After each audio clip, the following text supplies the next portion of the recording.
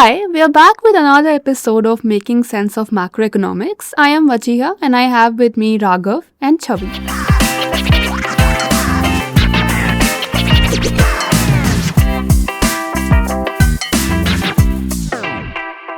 This episode is personal because in this episode we are going to talk about our own experiences of learning macroeconomics as students and how before we often wondered about some things we saw around us but couldn't really make sense of it.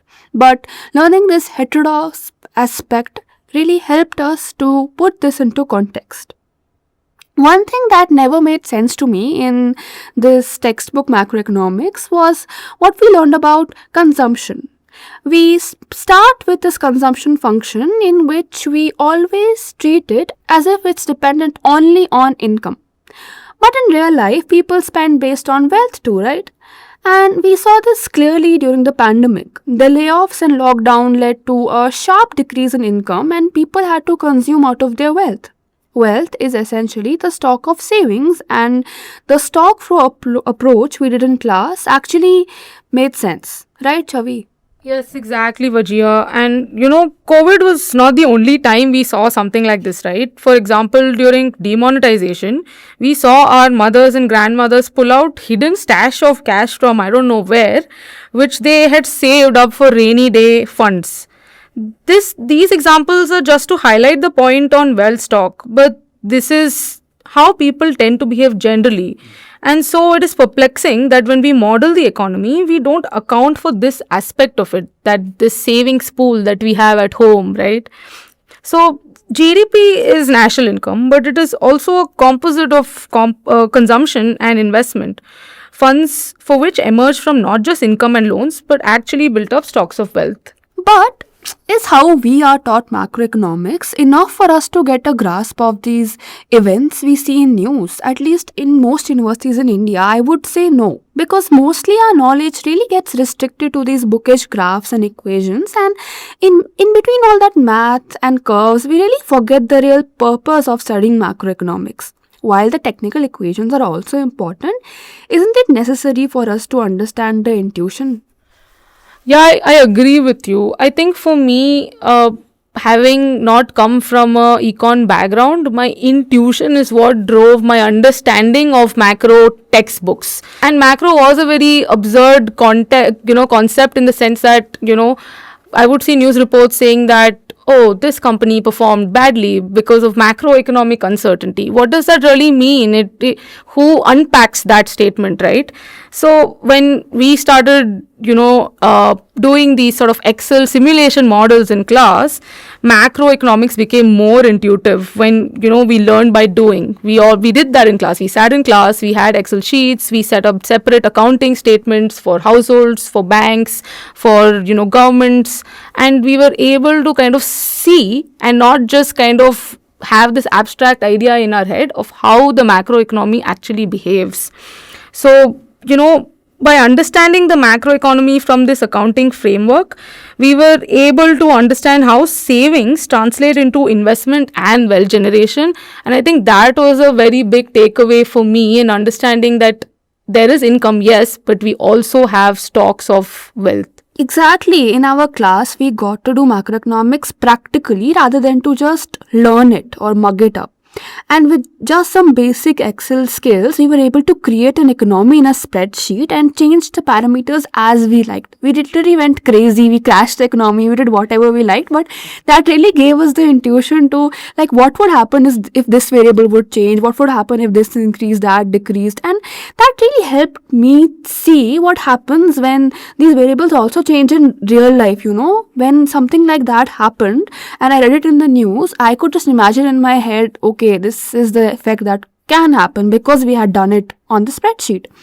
And the idea of how the economy works is what is really important for us to understand what's happening around us. As students of economics, we are expected to know the mechanics of any new tax policy or tariff wars or inflation rising or similar things. Whenever something like that happens, I have relatives call me up and, challenge me, oh, you study economics, no? So what is happening? And to understand that, actually the implications let's say of GST reductions that happened recently, or how does the war in Russia and Ukraine affect our markets here?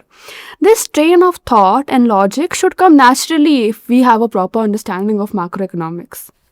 Yeah, the class activity made it. I am a visual learner, so for me, it made it easier to visualize what macroeconomic does, which is quite abstract, I must say, because you can't touch and feel. With micro, I feel like it's more approachable, it's more personal, but the macroeconomy is this amoebic sort of creature, and you're trying to understand what it is, and it is very hard. So, when we were able to visualize it in that way, it became very sort of easy, relatively easy. I wouldn't say very easy because macro is hard, but it became relatively easy to kind of understand these sort of, things, and also approach the precise questions that you raised.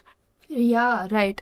I think the biggest moment in my macroeconomics class at Azim Premji University was when I found out that Hicks himself said that ISLM is actually not belonging in the same graph, because ISLM is what we learn about in our undergrad, and we think, okay, that is what informs the policy, and we think, okay, this is the most important thing, and we read it as Keynesian macro when it's not Keynesian macro at all. And when we read Hicks's own paper saying one is a stock and one is the flow, my mind was blown, and I think most of our classmates were, because it was this bubble that burst. And this is the magic of this heterodox economics that I really enjoyed, and I really think that this is the way macroeconomics should be taught. And thank you, Raghav, for giving us that experience. Thank you. I think it's quite amazing here your experiences. I think how much, because macroeconomics is always tough nut to crack. I say it's very abstract and so on. But I think there are two reasons. One is that the relatability in terms of real life is not there in the textbooks and in the classroom teaching. We all live 24 hours with all kinds of conflicts, all kinds of fights and stresses in day-to-day life, and suddenly you come into a classroom and sit there.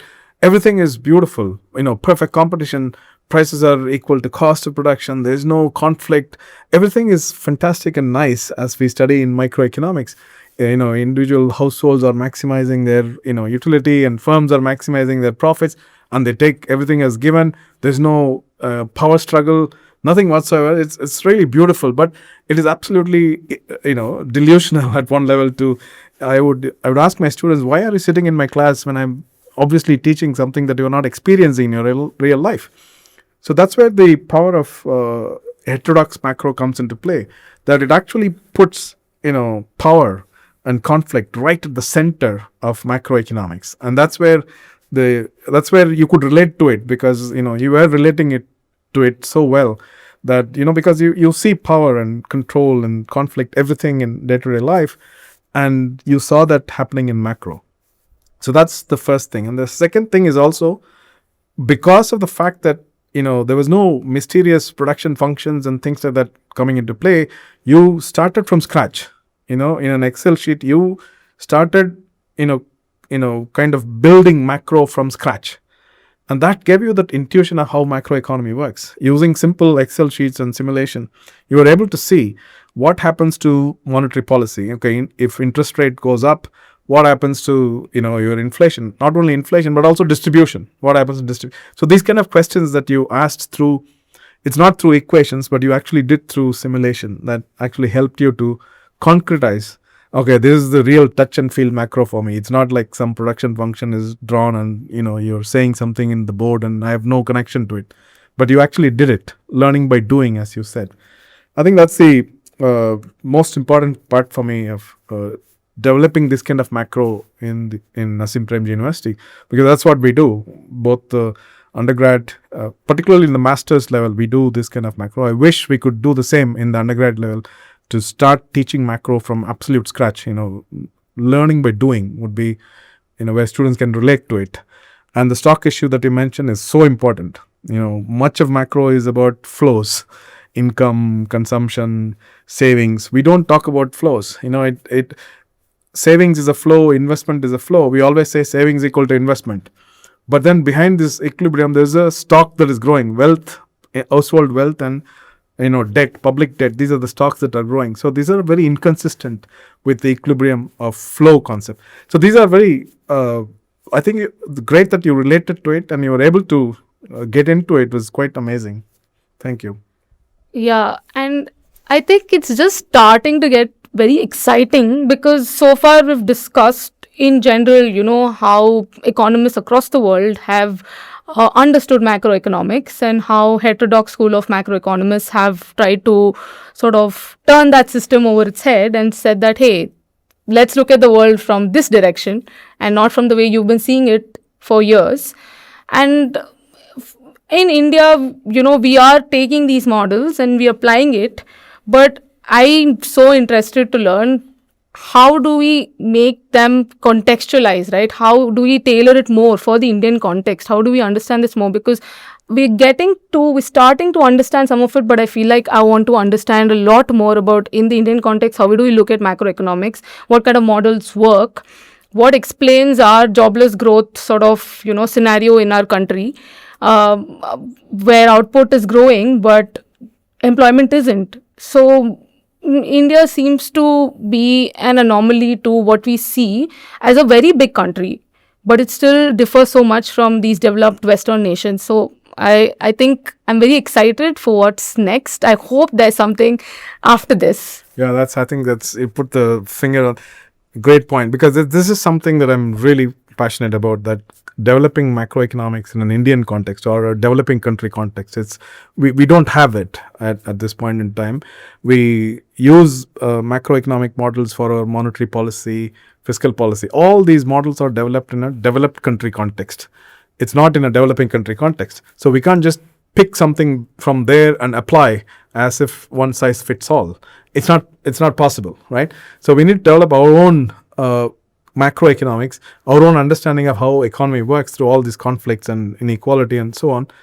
For that, we need to completely rethink macroeconomics, and that's where macroeconomics has to be asking questions of development, and development questions has to be approached from a macroeconomic perspective. This is the intersection that one needs to work out. I think this would require a separate series of short podcasts that we did, like this one, Making Sense of Macroeconomics. But we can make sense of macroeconomics from an Indian context in that series. I think I'm really excited for it. I think we will come to that as the next series of podcasts. I think there's very, very important work to be done in this. And I think Azim Premji University is leading in that kind of developing this series of models where you develop macroeconomics for Indian context. I think that's where we need to put our efforts. In that case, why don't we go to Darshini, maximize our utility, and start brewing the ideas for the next podcast? Oh yeah, I think we need to go to Darshini Cafe for pizza if they have, and some coffee and tea. Yeah, very excited for what's next to come. Yeah, thank you guys. I think this has been very revealing. A very interesting discussion. I think I hope listeners of this podcast actually get something of what is macroeconomics, even though we didn't go into a lot of details, but at least some outline of what macroeconomics is and how to learn macroeconomics. Thank you, Wajeeha and Chavi. Thank you. Thank you, Raghav. Thank you, Wajeeha. Thank you, Chavi.